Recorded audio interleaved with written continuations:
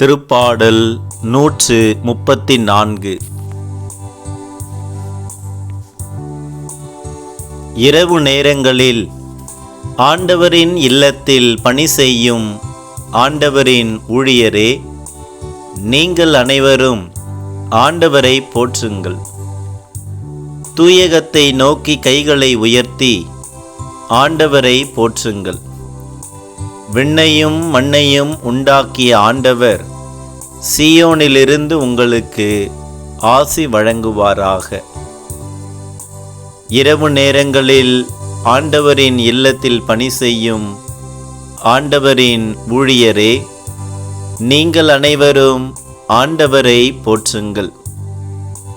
தூயகத்தை நோக்கி கைகளை உயர்த்தி ஆண்டவரை போற்றுங்கள்.